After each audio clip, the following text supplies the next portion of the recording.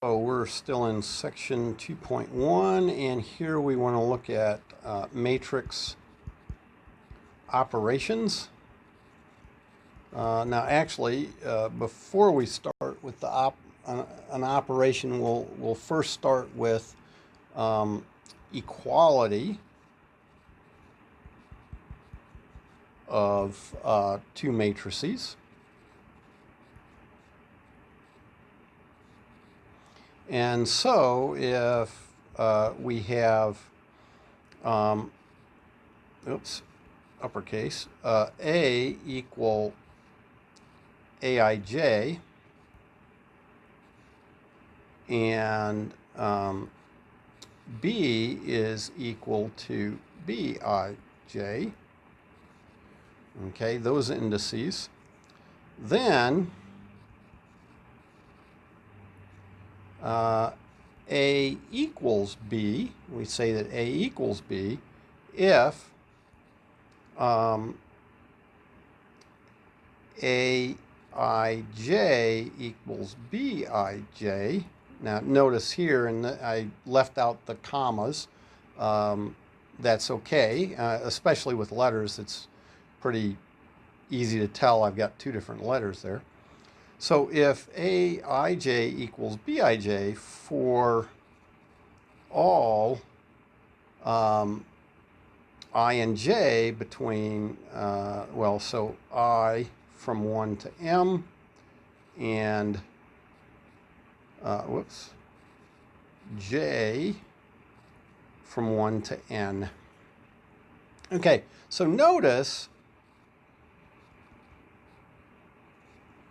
if, I don't know why I capitalized that, if, A is, say, 3 by 2, and B is 2 by 3, they can't be equal. Okay, so, this definition implies up here, so our definition of equality implies A and B are the same dimension. Okay, so that's very important. That I can tell they're not equal right off if they are not the same dimension. Okay, so that's equality. Now then, we have addition. Oops. Okay, we can add two matrices. And so, again, if we have that A is designated by Aij and B is designated by Bij, then, and we have that 1 is less than or equal to I is less than or equal to M, and 1 is less than or equal to J is less than or equal to N. So in other words, again, A and B are the same dimension. Then we define A plus B to be Aij plus Bij. Okay, so a quick example is if A is, say, 1, 2, 3, and 4, then, and B is 9, 8, 7, 6, like that. I made it magic, so they'll add to all tens. Why not? So in this case, then A plus B is the matrix where I take 1 plus 9, 2 plus 8, 3 plus 7, and 4 plus 6. And like I say, I made it magic, so it just comes out as all tens. Okay, so I would say addition is exactly what I would expect it to be. And so that's nice. I would say it's an intuitive sort of definition that if we looked at these things, that's what we would expect. So again, we can only add two matrices if they're the same dimension. Then we have scalar multiplication. And it's important that you mention that it's scalar multiplication. And so this is a case where we take some constant real number t and we multiply it times a. And so, if a is our aij, then our answer is just t times each and every component of a. So again, if t is equal to 5 and a is equal to 1, 2, 3, 4, then 5a, or t times a, put t times a here, 5a is equal to 5 times 1, 2, 3, 4, but then that's 5 times 1, 5 times 2, 5 times 3, and 5 times 4.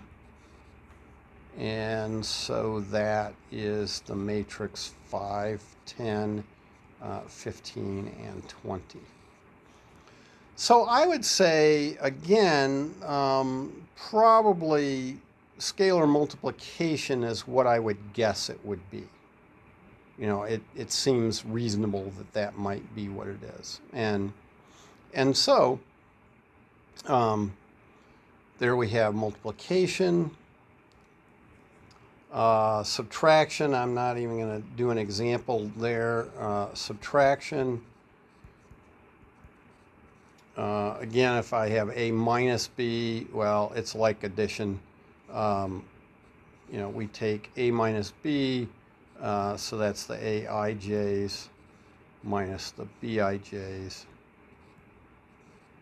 And we just put those together element by element and do aij minus bij. Okay, so again, subtraction, pretty much what we would expect. We have the zero matrix. Now, a zero matrix can be a matrix of any size. And now, what I don't like in the textbook is I don't think they use a bold zero. I think they just use the symbol 0. And, so what I suggest you do is, if I have something like this, where this is 0, 0, 0, 0, 0, 0, so it's, it's the matrix of all zeros, right? And so another way to say this would be A equals aij, where, whoops, don't use the brackets there, aij is equal to 0 for all. That's an upside down A is for all I and j. Okay, so that's a zero matrix. Now, what I suggest is when you talk about a zero matrix and you draw it, you put a little line over it, just like we do with vectors. Okay, that lets me know it's a matrix of some kind. And now, if you typeset, you could use bold font with it, just like we do with the matrices themselves. But again, I don't think your textbook actually tends to use bold font for these. But that's a good habit to get into. So again, uppercase for matrices that are bigger than 1 in both directions. If they're a vector, so they're 1 in some direction, use lowercase and a line over it. And then for 0, even though it's not a vector necessarily, I mean, you could have a 0 vector, which would just be You know, I could have 0 vector, you know, that's a perfectly good 0. But, you know, that's the thing is I could also say again that 0 is equal to 0, 0, 0, 0, 0, 0, 0, 0, and 0, 0, 0, 0. That is perfectly good 0. And the notation here doesn't really tell me which I have. I'd have to have other context to get that. And then what properties do we have from these operations that we have so far? Well, we have associativity. And so if I want to add 3 matrices together, well, I can actually choose to do the A plus B first or the B plus C first. It doesn't matter. That's associativity. So they're associative. Addition, subtract, well, yeah, not subtraction because that's a negative, but addition is commutative. So A plus B, I can turn it around and do it this way. It doesn't matter. So just like with real numbers, I can do that. So it's commutative. The 0 matrix, if I add that to a matrix, I just get A again. And then, oops, don't need that because it's uppercase. But then because of the commutativity, well, then I also know that's A plus 0 like that.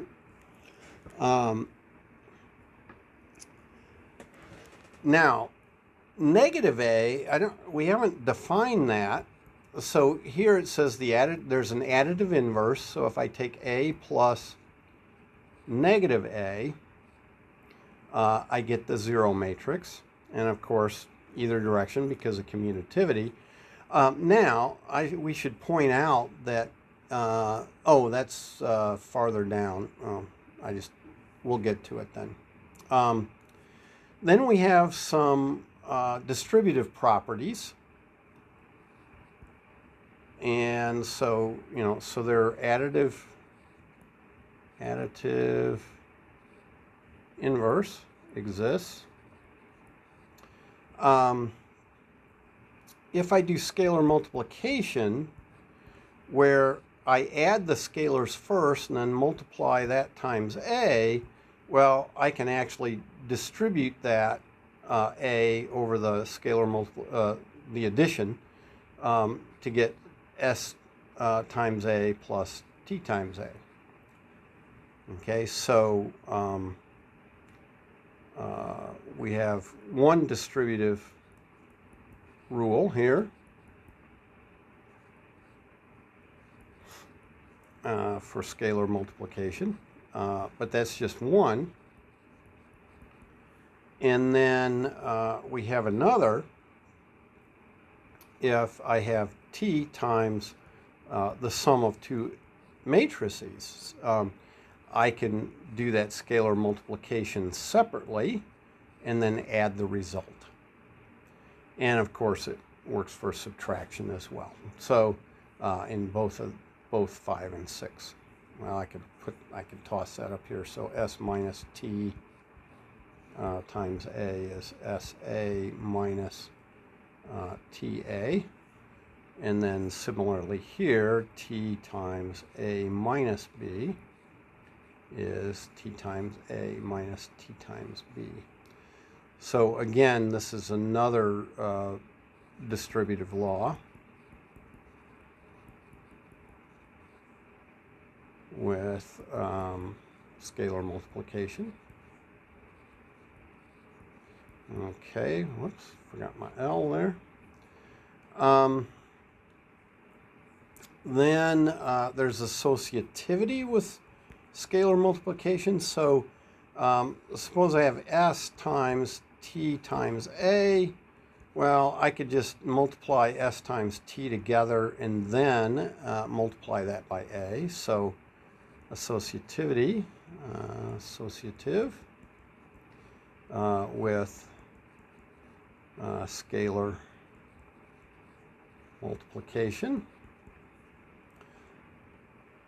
8, 1 times a, so the scalar 1 times a, we just get a back again. If we take 0 times a, now notice this 0 is a scalar 0, it's the real number 0, but then see when I write it here, it's the 0 matrix. And see, I think that's where our textbook could use a little better notation.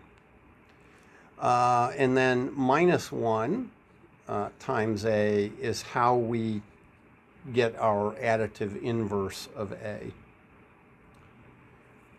And then finally 9, if t times a is equal to the 0 matrix,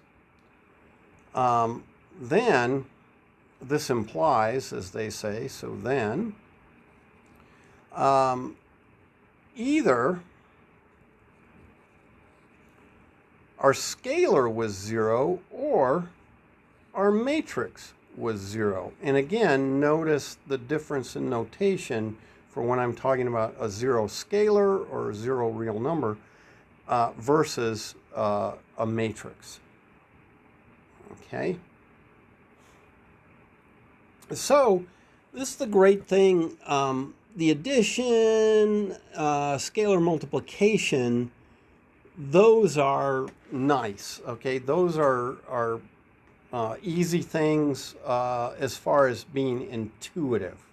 Okay, they are what we would want them to be, and so I'm going to stop this video here, and we'll do a new video for the matrix multiplication, not scalar multiplication.